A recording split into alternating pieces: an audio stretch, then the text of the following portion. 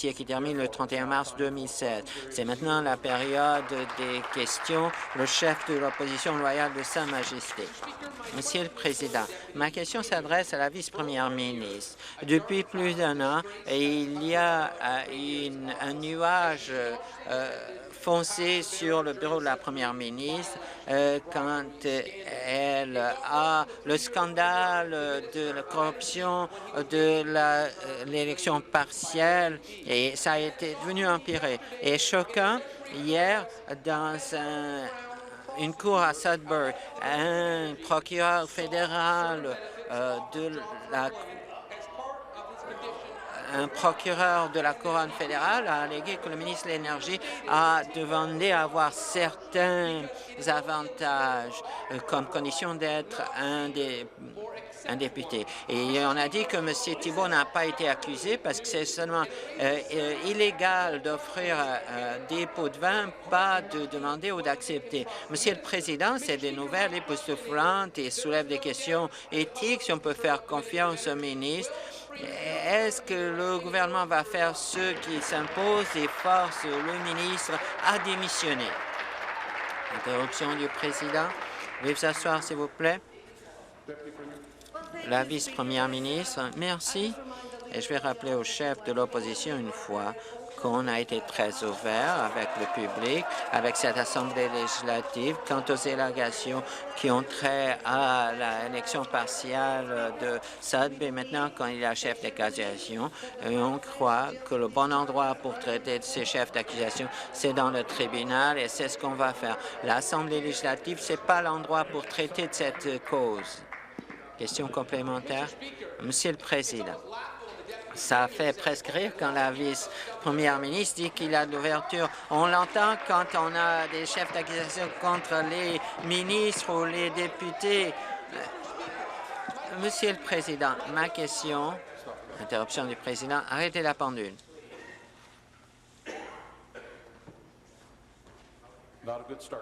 C'est pas un bon départ. Je vais dire officiellement qu'on passera à des avertissements s'il faut le faire, et je vais le faire rapidement si on a besoin. Terminez votre question. Monsieur le Président, je vais lire une citation du discours de la première ministre à la AGA des libéraux. Les gens me regardent et pensent qu'elle n'est pas la personne qu'on pensait. Elle est devenue une politique typique. Elle a ajouté « on donne des raisons à y penser ». C'est un de ces exemples. Quand on donne aux gens des raisons pour le faire, c'est tout simplement le mauvais côté de la politique. Ma question est le suivant. Si vous voulez faire différemment, si ce gouvernement, ce n'est pas un autre mauvais exemple qui mène le public à perdre la confiance, pourquoi on ne fait pas ce qui s'impose et demande au ministre de l'Énergie de démissionner? S'il y a un nuage éthique que tout le monde peut voir, sauf les libéraux. Interruption du président. Veuillez vous asseoir, s'il vous plaît. La vice-première ministre. Monsieur le Président, si on veut parler des nuages éthiques, peut-être qu'on pourrait répondre à ceci, à ce nuage éthique. Le chef de l'opposition, son chef de cabinet, a été trouvé à avoir des négociations secrètes avec l'ancienne candidate à Scarborough, Queen Yu. Le chef de cabinet a envoyé un courrier à Queen Yu en changeant quant au programme d'éducation sexuelle et le même jour où c'était l'échéance de retirer sa nomination. Et il y a beaucoup de questions éthiques autour de toute cette affaire-là. Intervention du président. Arrêtez la pendule. Même si j'aimerais que l'opposition vienne à l'ordre, ce n'est pas une bonne chose que le côté du gouvernement fasse autant de bruit. Pendant que je parle en plus. Veuillez terminer votre réponse. Quand on a demandé à vous convaincre de retirer de la dispute, le chef conservateur n'a pas voulu commenter. Je pense qu'il devrait commenter cela. Question complémentaire. Monsieur le Président, encore une fois, il y a une question pour la vice-première ministre. Et tout ce qu'on a, c'est des techniques de distraction. On a un cas sérieux ici. La police provinciale a déposé des chefs d'accusation. Je ne veux pas des jeux politiques, des distractions et tout ça. Le ministre de la Couronne, on dit, selon les allégations, a demandé à avoir des avantages. Même si le cas touchant Mme Sorbara n'est pas devant les tribunaux, mais pas le ministre. Le ministre a été nommé dans les chefs d'accusation et il a ébranlé la confiance du public dans sa confiance. La démission, ce n'est pas une admission de culpabilité, c'est juste la chose honorable à faire. Ma question est encore une fois à la vice-première ministre. Et s'il vous plaît, répondez à la question. Est-ce que vous allez demander au ministre de l'Énergie de démissionner? Et sinon, est-ce que vous disez qu'il n'y a rien d'erroné qui a été fait par Pat Sorbara ou Glenn Thibault? Oui ou non? Intervention du président. Veuillez vous asseoir. La vice-première ministre. Monsieur le Président, j'ai une autre question et c'est censé être période des questions à moi, mais je veux dire quand même. Interruption du président.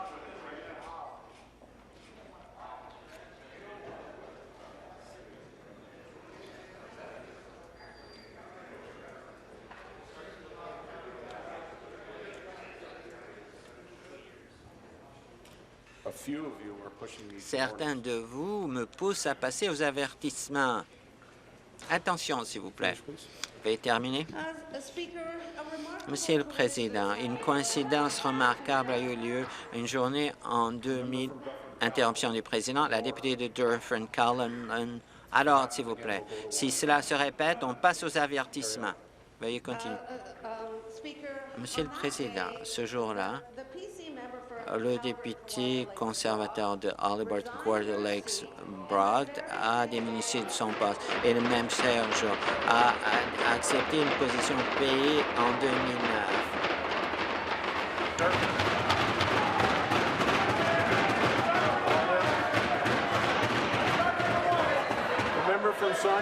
Le député de Sarnia-Lambton, alors, s'il vous plaît.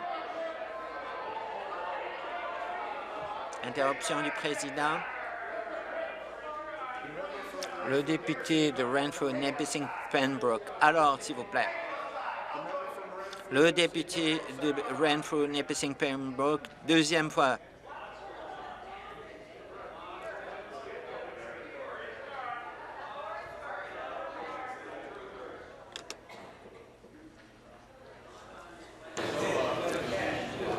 Le ministre des Affaires municipales, alors, s'il vous plaît. On a choisi de passer maintenant aux avertissements. Je vais donner des avertissements tout de suite. Veuillez terminer. Le Sudbury Star a dit que Scott a changé son poste pour un autre poste ailleurs.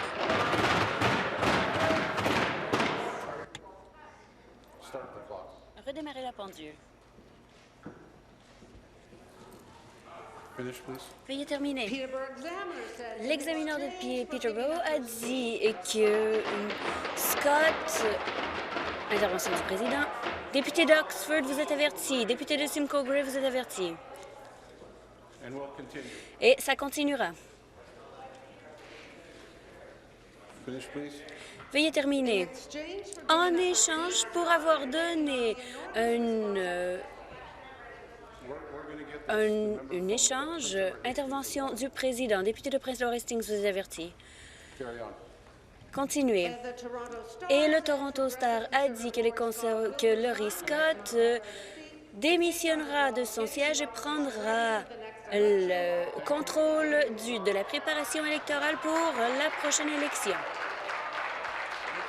Nouvelle question. Député de Leeds-Grenville. Intervention du président. Asseyez-vous, s'il vous plaît. Asseyez-vous, s'il vous plaît.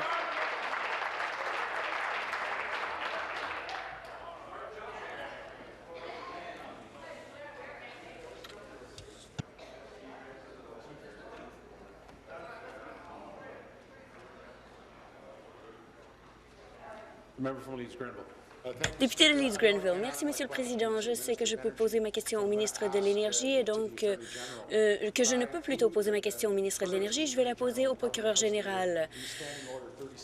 Conformément au règlement 37E, on peut référer la question à un autre ministre et je lui demande de la passer au ministre de l'Énergie. Un procureur de la Couronne a accusé le ministre d'avoir accepté un pot de vin. Coupable ou non, ce n'est pas convenable pour quelqu'un qui a ce poste au sein du gouvernement. Il ne peut et ne doit pas demeurer ministre jusqu'à ce que la poursuite judiciaire prenne fin.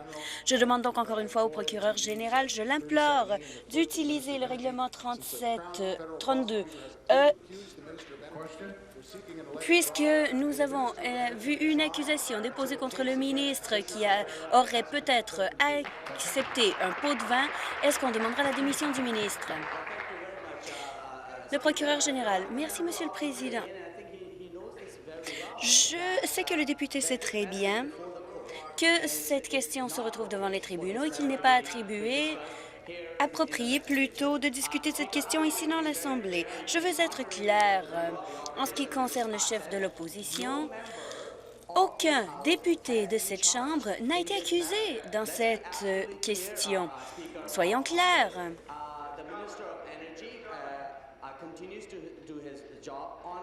Le ministre de l'Énergie continue de faire son travail en tant que ministre de l'Énergie. Il continue à servir de façon honorable la population de Sudbury. Il n'y a aucune accusation contre lui ou tout autre député de cette Chambre.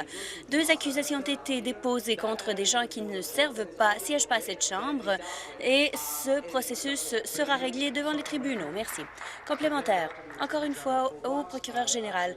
Pour une fois, je suis en fait d'accord avec ce gouvernement. Je crois en effet qu'il faut laisser la décision d'innocence aux tribunaux. Mais ici, on ne parle pas du résultat d'une accusation pour pot de vin. On parle ici de la confiance en un ministre de la Couronne.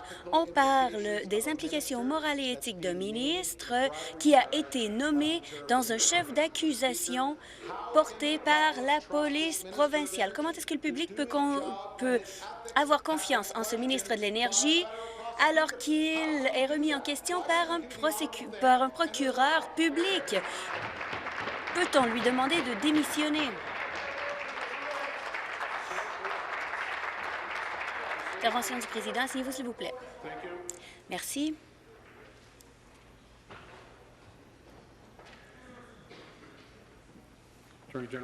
Procureur général. La vice-première ministre. La vice-première ministre, merci. Et alors qu'on voit l'histoire, on voit d'autres exemples où le chef de l'opposition voudrait peut-être changer les décisions qu'il a prises. Le 22 juillet 2015, lorsque le chef de l'opposition a remercié Garfield Dunlop pour 35 ans de service au niveau professionnel, au niveau municipal et provincial, et l'a nommé conseiller en éducation du Parti conservateur. Je me pose donc la question, est-ce que M. Dunlop pourrait éduquer le chef de l'opposition sur le fait de lancer des accusations alors qu'on est dans l'eau chaude nous-mêmes? Asseyez-vous, s'il vous plaît. Je vais retourner au procureur général. Beaucoup de ministres se sont mis de côté lorsqu'il y a des accusations qui sont faites contre eux. Le député de Simcoe Grey, Greg Sorbara, ils ont quitté leur poste alors qu'il y avait des accusations portées contre eux. Je ne peux comprendre pourquoi ce ministre n'a pas démissionné. Encore une fois, Monsieur le Président, on parle de faire les choses de façon honorable. Est-ce qu'il fera ce à quoi s'attend la population ontarienne et la population qui l'a élu à Sudbury? La population pense de la même façon. Pourquoi est-ce que le ministre n'a pas déjà donné sa démission et a mis sa carrière de côté. Je demande donc au ministre de l'Énergie de respecter le règlement 37E. Quand est-ce qu'il démissionnera? Monsieur le Président, ce que l'on entend ici, ce sont des attaques de ce côté, par ici, mais on n'est pas confortable avec des allégations sur leur comportement. Donc, que l'on parle Queenie Hughes ou de Garfield Dunlop, le député d'Haliburton Court, Alex Brock, que ce soit le chef de l'opposition lui-même, Monsieur le Président, nous avons des exemples documentés où je suggère intervention du Président. Député de Leeds-Greenville, je vous avertis.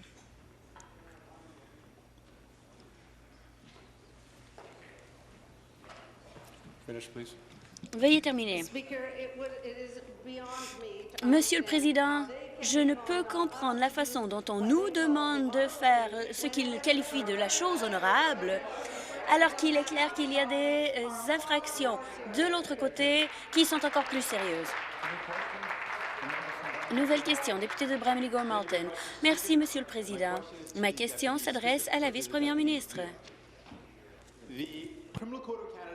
Le Code criminel du Canada établit qu'il est une infraction si, et je cite, un député élu ou de l'Assemblée d'une province accepte ou tente d'obtenir pour lui ou une autre personne de l'argent, une considération, un poste ou un emploi afin de faire quelque chose ou est admis de faire quelque chose. Après s'être présenté devant un juge, un procureur de la Couronne a dit que M. Thibault a vu un avantage dans son poste pour devenir député. Ce sont ici des allégations, sans entrer dans les allégations. Je veux savoir si ça soulève une inquiétude pour le gouvernement. Comme nous l'avons dit souvent, cette question est devant les tribunaux et voilà où elle doit être réglée. Mais en 2013, les néo-démocrates ont décidé de nommer Adam Dembroni dans une circonscription comme candidat. Il a influencé le choix et Giambroni a décidé qu'il aimerait avoir la nomination, même si les gens ne le connaissaient pas. L'association de Scarborough-Guildwood a dit qu'il est déterminé d'obtenir des réponses sur la nomination de M. Giambroni. Et un bénévole de 92 ans, Joy Taylor, intervention du président. Complémentaire. Le député de Sudbury était un député fédéral lorsqu'on lui a donné la nomination provinciale libérale. Le prosécuteur dit, et je cite, « Monsieur Thibault a vu un avantage lui être donné pour devenir député. » Quel avantage, s'il y en a un, est-ce qu'on a affaire au ministre? La vice-première ministre. Je crois que nous serions tous intéressés de savoir, lorsque le député de Bramalea-Gormalton considérait d'être candidat à la chefferie des néo-démocrates au fédéral, comment il s'est retrouvé sur les avant-bancs, et j'aimerais savoir si c'est une coïncidence ou s'il y a une raison pour laquelle il s'est retrouvé chef du parti adjoint et a retiré son nom de la candidature à la chefferie. Complémentaire. Le gouvernement nie avoir quoi que ce soit au scandale du pot de vin à Sudbury, mais le procureur croit qu'un pot de vin a été offert au ministre de l'Énergie. Et maintenant, le procureur fédéral dit que le député aurait pu obtenir une offre Ma question est simple. Quand est-ce que le gouvernement a su que le député de Sudbury a demandé un avantage pour prendre le poste? La vice-première ministre. Cette question est devant les tribunaux. Voilà où elle doit être traitée. Mais je peux vous dire que le ministre de l'Énergie est un excellent député de cette Assemblée. Il travaille de façon acharnée sur un dossier très difficile et il diminue les tarifs d'électricité pour la population de cette province de 8 % à partir du 1er janvier. Et pour les consommateurs d'énergie en milieu rural, ils verront une diminution de 20 %. Nous sommes choyés de le voir servir la population ontarienne. Nous en sommes très fiers. C'est une excellente personne et il faut que les questions qui sont devant les tribunaux soient traitées par les tribunaux. Asseyez-vous, s'il vous plaît. Asseyez-vous, s'il vous plaît.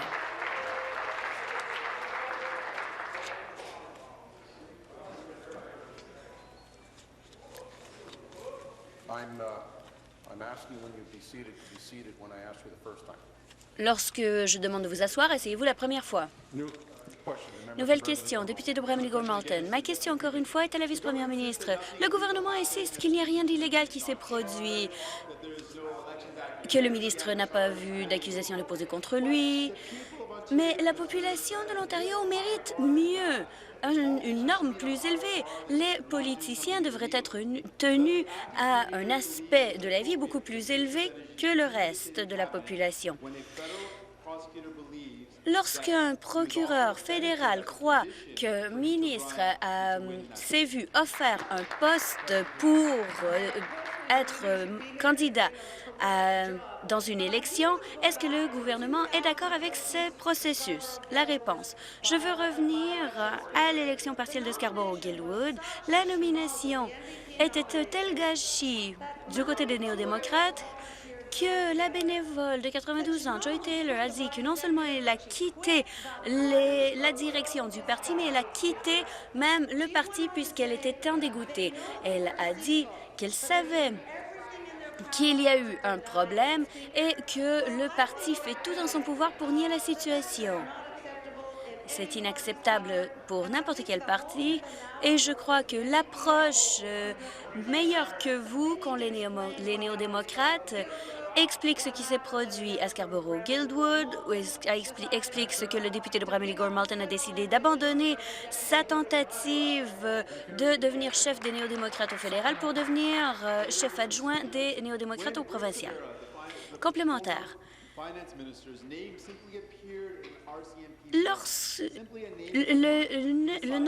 Lorsque le nom du ministre Greg Sorbara est simplement apparu dans un mandat de perquisition de la police, il a décidé de se mettre de côté, de se retirer jusqu'à ce que cette question soit réglée. Le ministre est le sujet d'une allégation de pot de vin. Et en fait, il y a un procureur fédéral qui déclare qu'il a accepté ou potentiellement accepté un avantage pour être candidat. Que le ministre suive l'exemple d'un ancien député libéral, qu'il fasse la chose honorable et qu'il démissionne. La vice-première ministre. Le ministre de l'Énergie, comme je l'ai mentionné plus tôt, fait un excellent travail en tant que ministre, en tant que député de Sudbury. C'est un grand représentant de cette région. Nous sommes fiers de le qualifier de libéral et de l'avoir au sein de notre groupe parlementaire. Il a fait un excellent travail sur le dossier de l'énergie, un dossier très complexe. Il maîtrise ce dossier et va de l'avant pour diminuer les factures d'électricité des Ontariens. Nous avons fait le travail important de régler le gâchis du secteur d'électricité en Ontario. Maintenant, nous voulons nous assurer d'avoir des tarifs abordables. Complémentaire final. Monsieur le Président, la première ministre a été élue en promettant un nouveau départ. Après les mauvaises éthiques des années McGuinty, la première ministre a promis que son mandat serait différent, que son gouvernement serait ouvert, transparent, intègre et suivrait les mesures éthiques. Plutôt, on voit un gouvernement qui ne s'intéresse qu'à son propre intérêt privé, à l'intérêt de ses ministres et des gens au sein du parti. Et la première ministre n'est pas la personne pour qui la population croit avoir voté. Mais voilà la possibilité pour le gouvernement de ramener la confiance des citoyens et de montrer un leadership dans cette circonstance. La meilleure chose à faire pour le ministre de l'Énergie, c'est de quitter son poste de ministre. Est-ce que la première ministre montrera un leadership et demandera aux députés de démissionner de son poste de ministre? Asseyez-vous, s'il vous plaît. Merci. La ministre. Monsieur le Président, je crois que le député de Bramley-Gormalton devrait en fait montrer un certain leadership lui-même et nous dire exactement ce qui s'est passé. Comment se fait-il qu'il a mis de côté ses ambitions fédérales de côté pour devenir chef adjoint des néo-démocrates au provincial? Il devrait peut-être se regarder dans la glace et partager avec nous l'histoire de la façon dont le tout s'est produit. Nouvelle question. Le chef de l'opposition. Merci, Monsieur le Président. Ma question s'adresse à la vice-première ministre. J'ai parlé en Chambre plus tôt de Bill Winken, un pompier qui a servi la ville de Barrie et il a perdu sa vie en répondant à une urgence. Je suis allée à ses funérailles en 2002 et ça a vraiment ébranlé notre collectivité et ça a laissé sa famille sans aucune aide. Ma première journée ici en Chambre, j'ai posé cette question sur le besoin d'avoir un fonds des héros. Je crois que nous, en tant que province, devons travailler et aider ces familles, comme la famille Wilkins.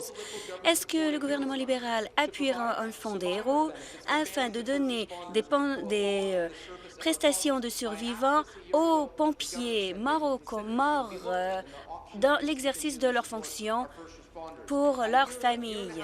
1 an et demi plus tard, je pose encore la question. Est-ce qu'on appuiera ce fonds? Pour les premiers répondants. Au ministre des Services communautaires et correctionnels. Merci beaucoup, Monsieur le Président, et j'aimerais remercier l'opposition pour sa question. Je veux reconnaître évidemment le bon travail de nos premiers intervenants et des pompiers qui sont ici à Queen's Park. Je veux les remercier du service qu'ils donnent aux Ontariens. Cette question, évidemment, est très importante pour nous et nous fournissons certaines ressources à cet égard pour aider les personnes et reconnaître leur travail. En fait, cette semaine ici à Queen's Park, jeudi, nous aurons les prix de bravoure pour reconnaître les premiers intervenants dans le travail incroyable qu'ils font. C'est une question importante et je reconnais le chef de l'opposition qui a demandé que nous allions sur cette voie. C'est quelque chose que l'on considère, c'est une initiative importante et je crois qu'il faut faire plus pour reconnaître ces braves hommes et femmes qui appuient nos collectivités à chaque jour. J'ai donc bien hâte de travailler avec le député de l'autre côté sur cette question. Complémentaire, le député de Perth-Wellington. Alors, encore une fois, ceci s'adresse à la première ministre suppléante. Le 17 mars 2010, malheureusement, nous avons perdu des suites de l'effondrement d'un édifice 2 pompiers professionnels exceptionnels.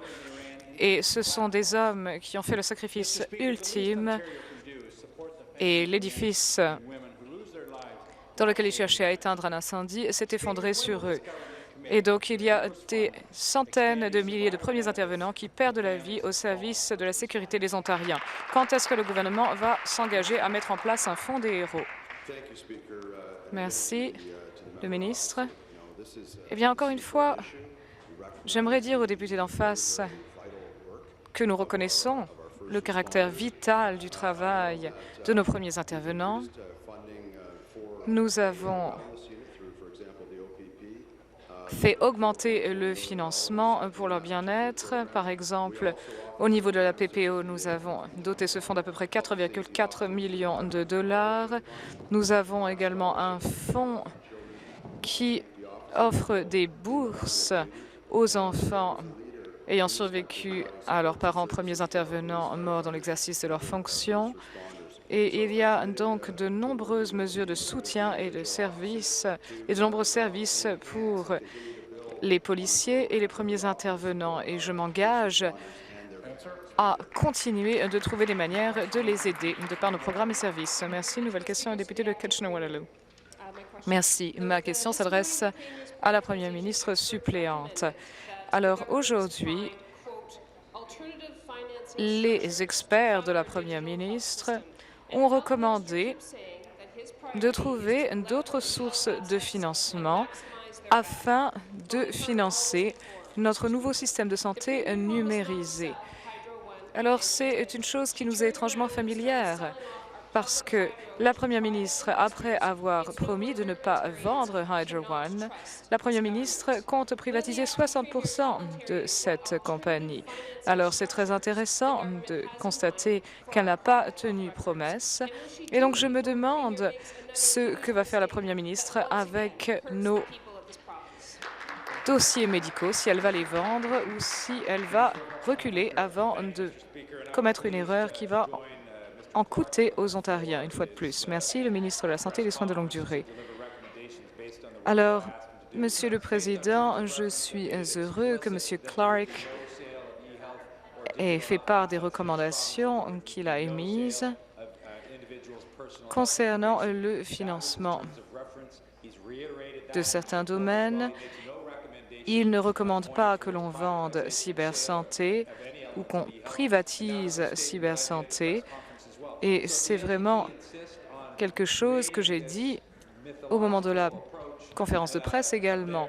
Et si les néo-démocrates insistent pour inventer de toutes pièces cette fable, c'est leur problème. Et la réalité, c'est que nous n'avons pas du tout l'intention de vendre cybersanté. Nous l'avons dit à plusieurs reprises. Merci, la députée de Nickel Belt. Encore une fois, ceci s'adresse à la Première ministre suppléante. Les Ontariens ont dit clairement que ce n'était pas les bénéfices, mais l'intérêt de la population qui devait gouverner les décisions en matière de soins de santé. Mais le gouvernement a l'approche inverse, malheureusement. Il y a à peu près un an, Ed Clark, le spécialiste en privatisation, a dit qu'il faudrait lier les hôpitaux davantage au secteur privé.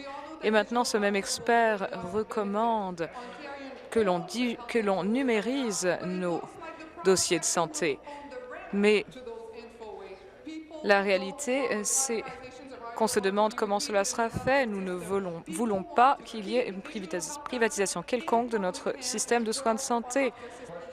Nous voulons absolument que ce système de soins de santé reste public, et c'est ce que désirent les Ontariens. Alors, quand est-ce que le gouvernement va arrêter de s'attaquer à notre système de soins de santé?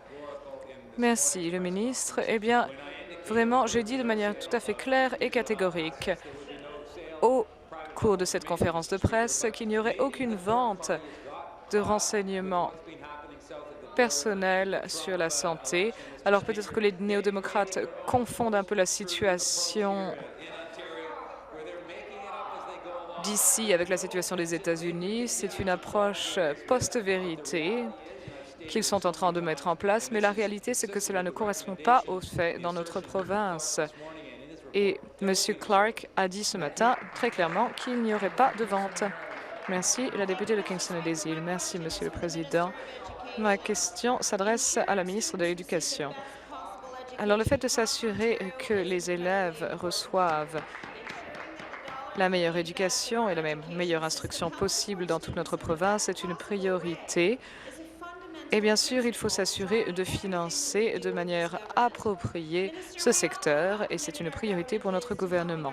Nous savons tous à quel point notre gouvernement s'engage à faire de nos élèves des apprenants tout au long de leur vie, et grâce au travail formidable de nos éducateurs et de notre personnel dans le domaine de l'éducation, nous y parviendrons.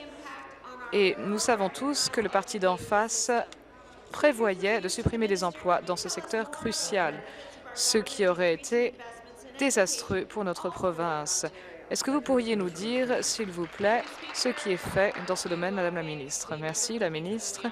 J'aimerais remercier la députée de Kingston et des Îles pour cette question très judicieuse. Je sais à quel point elle s'engage dans l'intérêt des jeunes de sa collectivité. Et chaque année, l'Ontario accueille à peu près 100 délégations d'autres territoires de compétences qui sont ici pour étudier la situation en Ontario et les mesures que nous prenons à l'avantage de nos élèves et de nos jeunes.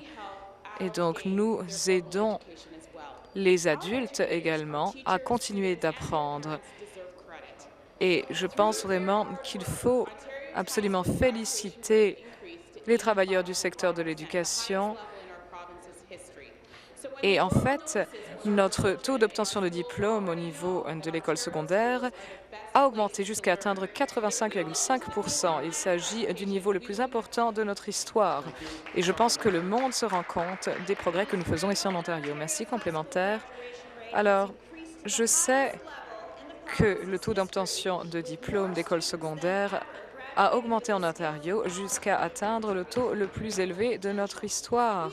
C'est une très bonne nouvelle et nous voulons nous assurer que tous les élèves atteignent leur plein potentiel. Et nous sommes vraiment très fiers des investissements de notre gouvernement dans le système d'éducation. Il faut continuer de soutenir les conseils scolaires ainsi que chaque élève ontarien. Et donc, je pense vraiment que grâce à notre financement et à nos investissements, nous voyons des résultats absolument fantastiques dans ce secteur de l'éducation. Et ce n'est pas le cas des conservateurs. Alors qu'ils étaient au pouvoir, ils ont essayé de fermer de nombreuses écoles, et ils l'ont fait. Et lorsqu'ils ont fait campagne lors des dernières élections, ils ont proposé de supprimer 100 000 emplois, y compris des emplois dans le secteur de l'éducation. Le député de Prince Edward Hastings et le député de Bruce Grey Owen Sound, vous êtes avertis.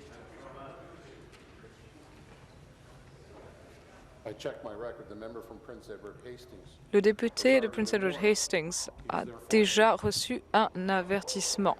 Je vais donc vous demander de quitter la Chambre.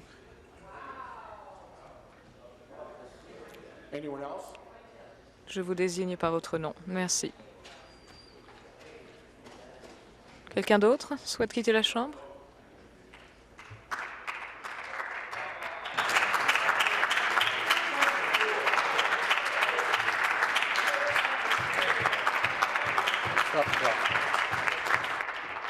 Arrêtez la pendule.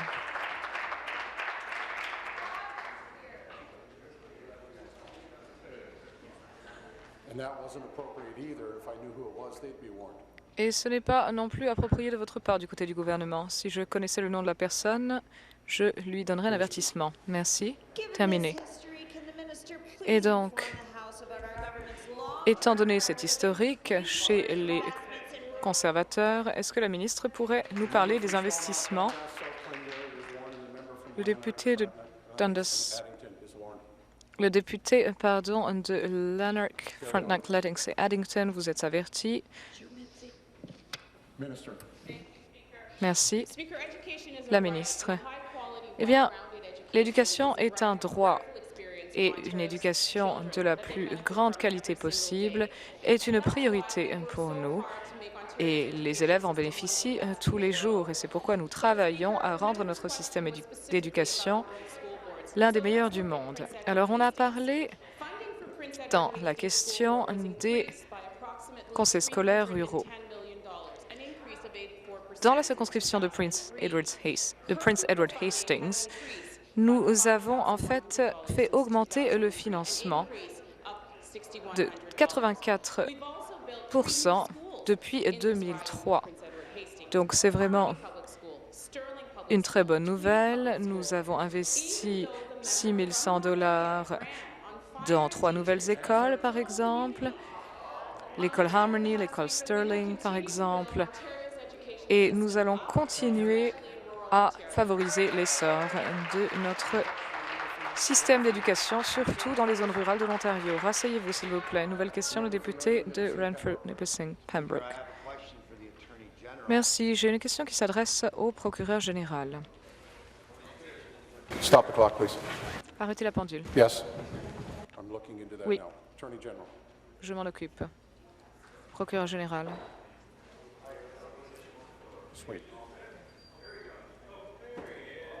Rasseyez-vous, s'il vous plaît.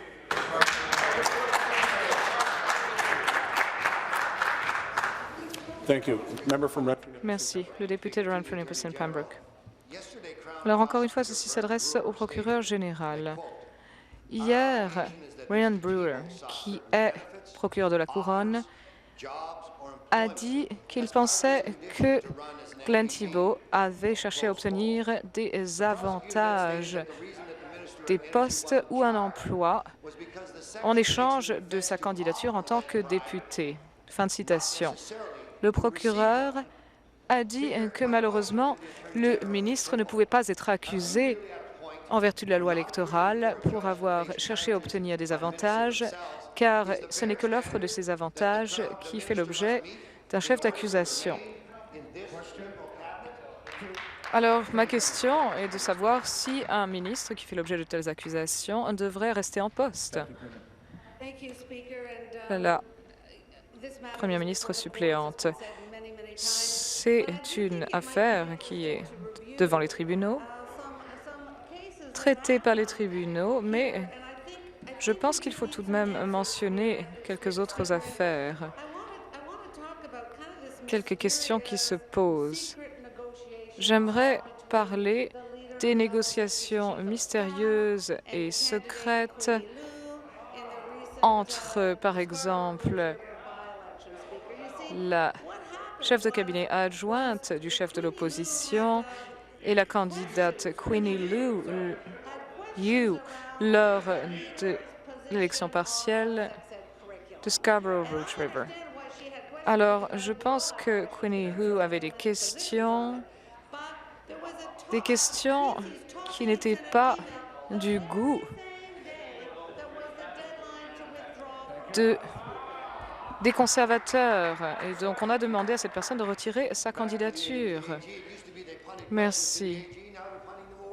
Alors, c'est très intéressant. J'aimerais demander la chose suivante.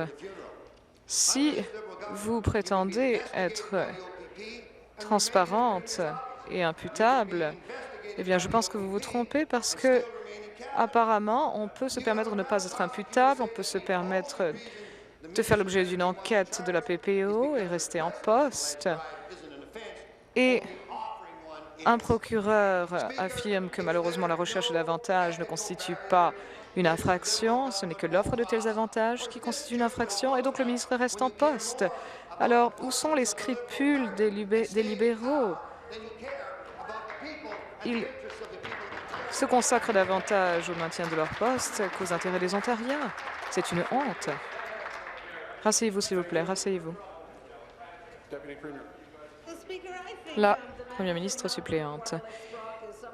Eh bien, je pense que la députée de Kawartha Lakes Brock est quelqu'un de très respecté dans cette Assemblée. C'est quelqu'un avec laquelle il est très facile de travailler. Mais en 2009, quelque chose de très, très intéressant s'est produit. Parce que la nouvelle chef, le chef du parti, a demandé à cette députée de démissionner de son poste afin que le chef du parti puisse faire campagne et se porter candidat. Et elle a démissionné et a obtenu un emploi ce même jour. Écoutez, j'ai écouté avec attention les questions qui ont été posées et en vertu de l'article 23 du règlement et de l'alinéa 23H, vos questions sont un peu limites en ce moment. Eh bien, j'ai tout de même une question, Monsieur le Président. Le chef du parti d'en face prétend qu'il ne s'agit que d'une coïncidence et je dois prendre ses propos pour argent comptant, je suppose, mais c'est tout de même une coïncidence étrange que tout ceci se soit produit le même jour. Merci, le député de Bramley-Gormalton, pour une nouvelle question. Ma question s'adresse à la ministre des Services à l'enfance, des services à l'enfance et à la jeunesse. Et donc, j'aimerais soulever une question qui a d'ores et déjà été soulevée par ma collègue. Il y a des travailleurs de la section locale 4194 au niveau de la Société d'aide à l'enfance de la région de Peel qui sont en grève depuis bien longtemps déjà. Ils sont en grève parce qu'ils ne peuvent pas faire leur travail correctement. Ils ont trop de cas à traiter et ils demandent à ce que le nombre de cas attribués à chaque agent soit plafonné pour leur permettre de faire un meilleur travail. Est-ce que le ministre pense que les enfants de Peel méritent la même qualité de soins que les autres enfants? Réponse, eh bien, je peux vous dire que personne ne se voit attribuer une responsabilité supérieure à celle qui incombe aux agents de la Société d'aide à l'enfance. Il s'agit d'enfants placés en famille d'accueil. Et bien sûr, notre responsabilité à l'égard de ces enfants est très, très importante. Cela dit, bien sûr, les négociations sont en cours et donc je ne peux pas me permettre de faire des commentaires quelconques à leur sujet. Et les travailleurs vont faire tout leur possible avec le gouvernement pour en arriver à une entente acceptable. Ces enfants sont nos enfants et nous sommes responsables de ces enfants placés et nous devons absolument nous assurer de les aider. Merci. Complémentaire. Les familles et les enfants veulent des résultats. Ils veulent obtenir des résultats de la part de la Société d'aide à l'enfance. Et malheureusement, les négociations sont dans une impasse à l'heure actuelle et c'est vraiment regrettable parce que les enfants qui dépendent des services de la Société d'aide à l'enfance de la région de Peel ne peuvent pas se permettre d'attendre davantage.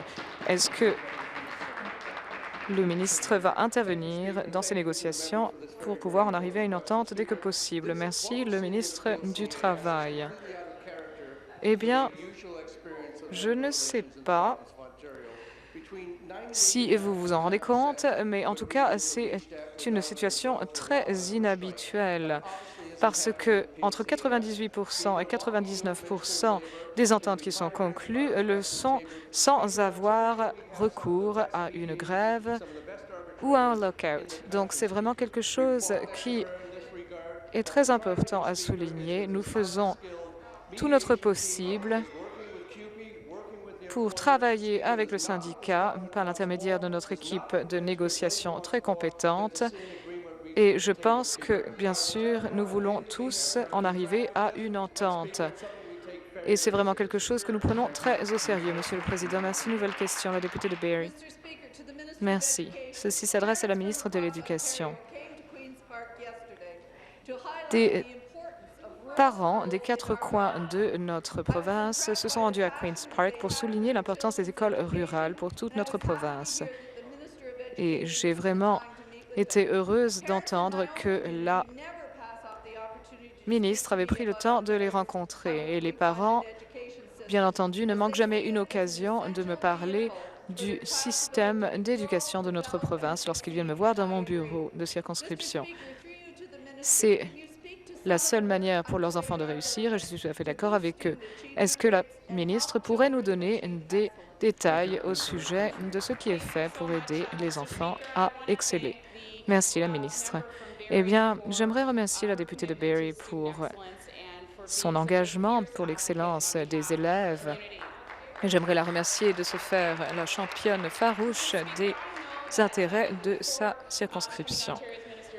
Alors, avant même de devenir ministre de l'Éducation, bien sûr, j'ai pu constater à quel point les parents s'engageaient pour la réussite de leurs enfants. Et bien sûr, on parle du continuum de l'apprentissage, par exemple, dans ce domaine. Et malgré des taux d'inscription en baisse, la réalité, c'est que nous avons fait augmenter notre financement au conseil scolaire de 59% depuis 2003. Et nous avons un taux d'obtention de diplômes de plus en plus important, et c'est vraiment une très bonne chose. Et les conservateurs voulaient absolument geler les salaires et supprimer les emplois dans ce domaine. Je rappelle à la ministre, lorsque je suis debout, vous vous asseyez. Complémentaire. Merci à la ministre de sa mise à jour. Il est évident que les investissements de l'Ontario dans l'éducation font toute la différence dans la réussite des enfants. Beaucoup de parents font l'inscription de leurs enfants et s'intéressent à la qualité des installations du réseau de l'éducation. Nous avons fait des investissements importants pour renouveler des écoles. Et nous savons que le Parti conservateur a un très mauvais bilan quant à l'éducation. Sur leur mandat, ils ont fermé des écoles, ils ont augmenté la taille des classes. Et durant la dernière élection, le chef de l'opposition, M. Brown, qui était mon député à l'époque, a arrêté la pendule. Je suis en train d'écouter une question gouvernementale.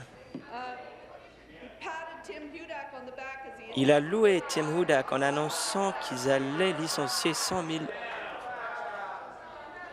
Arrêter la pendule. Redémarrer la pendule.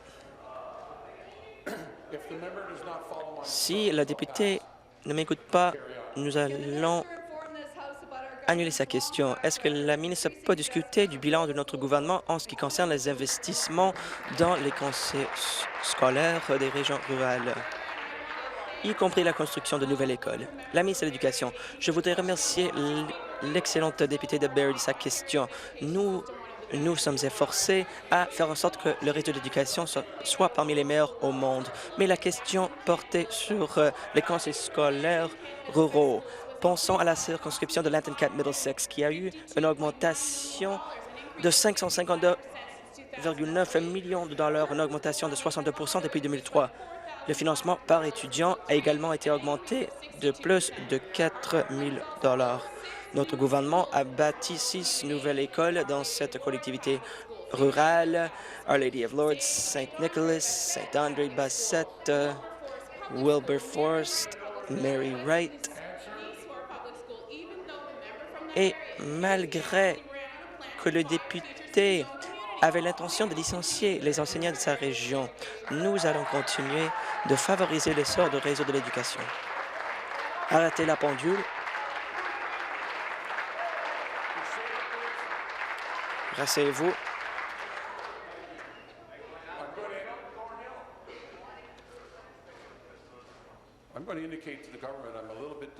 Au gouvernement, je suis déçu et je suis préoccupé que vous êtes en train de prêter des intentions et cela ne devrait pas être fait. Ce n'est pas utile sur le plan du décorum. Nouvelle question, député de Nipissing. Bonjour, Monsieur le Président. Ma question s'adresse au procureur général. Hier, nous avons appris d'une avocate de la Couronne que le ministre de l'Énergie cherchait une pot de vin pour participer à l'élection partielle. Selon le tribunal, le ministre et le parti devraient satisfaire aux intérêts de leur parti. Les intérêts méritent mieux. Ils méritent un gouvernement qui accorde une priorité aux intérêts de la population. Ils méritent un ministre de l'Énergie qui se concentre sur la crise en matière d'électricité qui touche les familles et entreprises à l'échelle de la province. Le ministre de l'Énergie va-t-il démissionner? Le procureur général, la vice-première ministre. Le ministre de l'Énergie fait ce qui s'impose. Il travaille d'arrache-pied pour que nous ayons un réseau énergétique fiable et propre. Comme je l'ai dit, on ne m'a pas encore expliqué la raison pour l'existence des négociations secrètes entre un candidat de Scarborough-Rouge River et le bureau du chef de l'opposition. Ces négociations portaient sur le retrait possible d'un candidat de l'élection parce qu'elle était appuyée par ce qui, selon les conservateurs, devrait appuyer le Parti conservateur. C'est à cause d'un changement d'avis au programme scolaire en matière d'éducation sexuelle. Donc, il y a des négociations secrètes entre des candidats et le chef de l'opposition. Complémentaire. De retour au procureur général.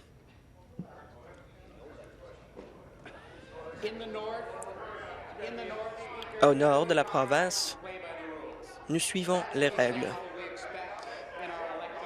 Et c'est la responsabilité de nos élus.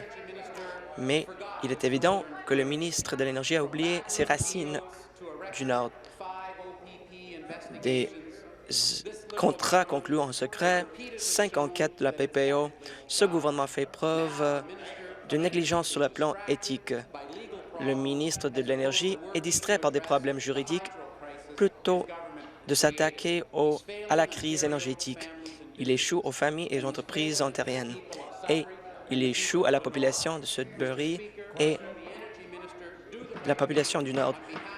Le ministre de l'Énergie fera-t-il ce qui s'impose et va-t-il démissionner? Arrêtez la pendule. À l'ordre, le vice-premier ministre. Mes commettants ont hâte de voir une réduction de 8 sur la facture d'électricité grâce au travail du ministre de l'Énergie. Et dans les endroits plus éloignés de la province, il y aura une réduction de 20 C'est ça le genre de travail pour lequel sont reconnaissants les gens du Nord. Donc, je voudrais discuter de cette coïncidence. Comme vous savez, un nouveau chef a été élu par le Parti conservateur. Il avait besoin d'un siège et il en a trouvé un qui était occupé par le Parti conservateur, ceux de Garfield Dunlop. C'était donc une coïncidence bizarre.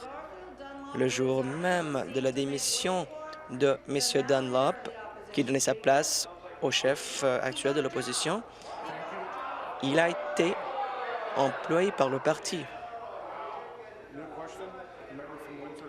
Nouvelle question, député de Windsor-Tecumseh. Merci. Ma question s'adresse à la première ministre suppléante. Bonjour.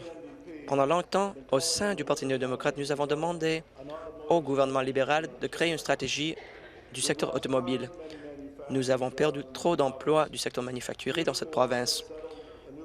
Unifor a conclu un nouvel accord avec le secteur automobile américain. Au Palais fédéral, on n'agit pas pour protéger le secteur automobile. Le président désigné, Trump, discute de son intention de déchirer les négociations commerciales.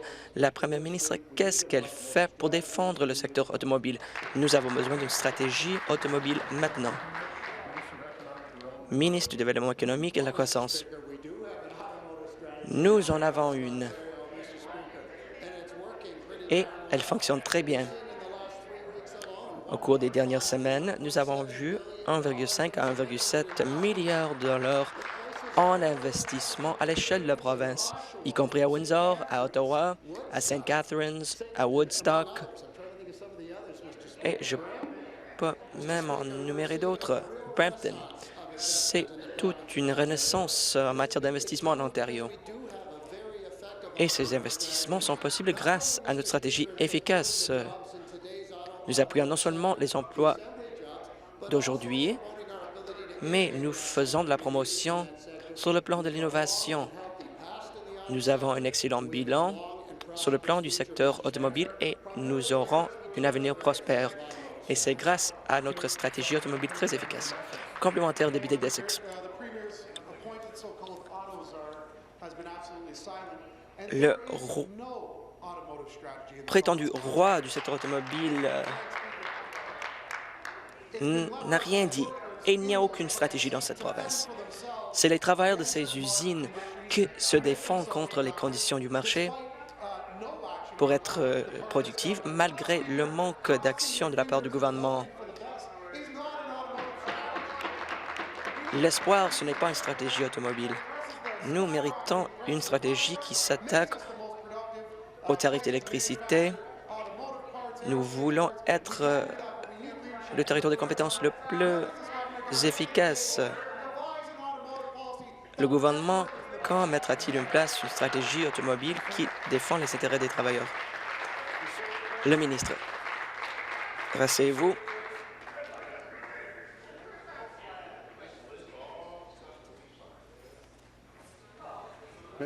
Le ministre. Monsieur le Président, quant au secteur automobile et le secteur manufacturier, cette province a fait un investissement d'1,7 milliard de dollars et 16 milliards de dollars viennent du secteur privé. 70 000 emplois du secteur manufacturier ont été créés grâce à cette politique. Comment donc pouvez-vous dire qu'il n'existe aucune politique? La réalité, c'est que les usines à Windsor étaient mortes. Mais à cause de nos efforts,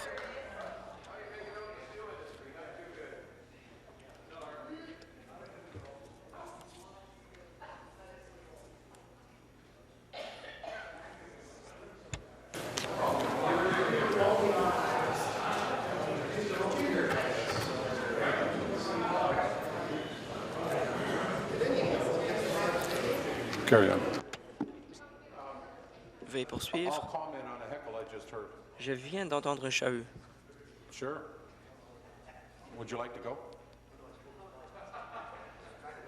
Voulez-vous quitter la Chambre? Le ministre. Monsieur le Président, le Parti néo-démocrate devrait louer le gouvernement pour ses efforts en partenariat avec Unifor et avec nos partenaires du secteur automobile afin de garantir un avenir prospère pour les travailleurs de ce secteur. Nouvelle question, député de Davenport. Merci, Monsieur le Président. Je suis heureuse de prendre la parole sur la Journée nationale du logement. Ma question s'adresse au ministre du Logement et de la réduction de pauvreté. C'est excellent de célébrer cette journée qui est une occasion de reconnaître l'importance du logement. Un logement abordable peut améliorer les possibilités d'emploi et d'éducation. Ce besoin de logement abordable est souvent soulevé par mes commettants de Davenport. Mais à la fois, c'est le moment de pencher au travail à faire. Le ministre peut-il, sur cette journée de logement, peut-il nous discuter des efforts du gouvernement visant à promouvoir le logement abordable en Ontario? Le ministre du Logement. Merci, Monsieur le Président, et à la députée de Davenport de sa question. Nous avons réalisé des progrès pour améliorer les vies des personnes vulnérables à l'échelle de la province. Depuis 2003, par exemple, l'Ontario a alloué plus de 5 milliards de dollars au logement abordable. Nous appuyons également la création de 20 000 unités de logement et nous faisons 270 000 réparations au logement. Nous réduisons l'itinérance grâce à nos efforts. Nous avons l'objectif de mettre fin à l'itinérance chronique d'ici 2025. Je suis fier que nous investissons à la hauteur de 45 millions de dollars pour financer ces efforts. Nos efforts renforcent l'Ontario en faisant la promotion de marchés de logement qui protègent les locataires et qui encouragent la participation du secteur privé. Merci, Monsieur le ministre, et félicitations de ce que vous avez fait. Mes commettants de Davenport seront très contents d'entendre parler des investissements que vous venez d'évoquer et également des efforts visant à s'attaquer aux problèmes en matière de logement abordable. Aujourd'hui, le gouvernement fédéral publie un survol des consultations publiques en matière de sa stratégie de logement.